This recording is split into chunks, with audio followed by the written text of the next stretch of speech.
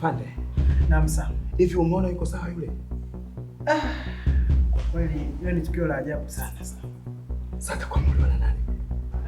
Hii tukio sio mara ya kwanza kutokea kwenye kijiji. Sijui shida ni.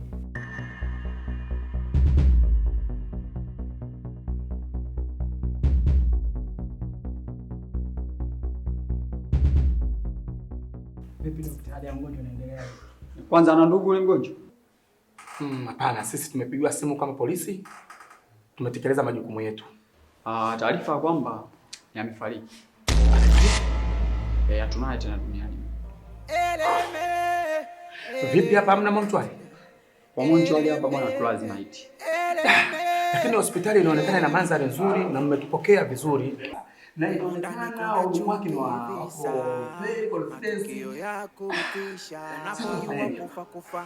hapa cha kwanza. Fanyeni juu chini yule bwana maiti hapa tulazi. Hongereni sana. Nashukuru kwa mapokezi. Aendelee kupumzika mwili, naomba ufunike vizuri au ufunike vizuri. Sisi tutarudi baadaye. Tutafanyia hiyo kitu. Hii hospitali inaitwa MSS. Doctor. Sasa inabidi tukupe na details zote uziandike. Sawa.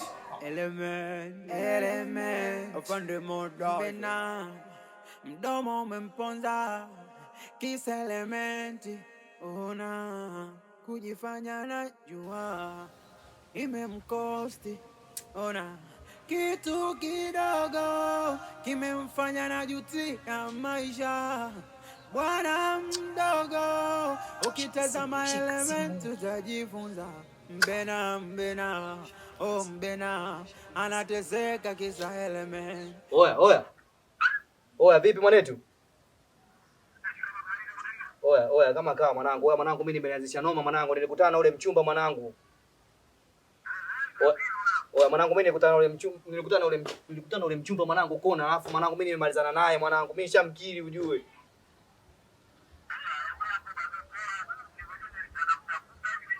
Oya mwanangu yule dogo mwanangu mimi nimemalizana naye ujue mwanangu, gazabu hizi ujue mwanangu mimi. Oya mimi gazabu mwanangu hapa yenyewe nimejichimbia mwanangu, sielewi mwanangu, sielewi moja wala mbili mwanangu. Dakika za 90 mwanangu hapa yenyewe sielewi ujue. Oya mimi nimemwacha mwanangu, nimemtandika chini ujue mwanangu, dogo ananitia gazabu ujue, mimi dakika 90 nishamalizana naye ujue.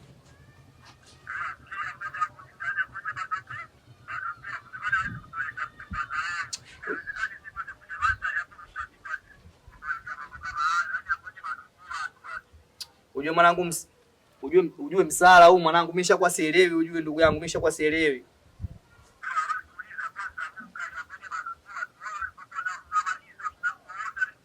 Mimi sijaona mtu mwanangu, mimi sijaona mtu.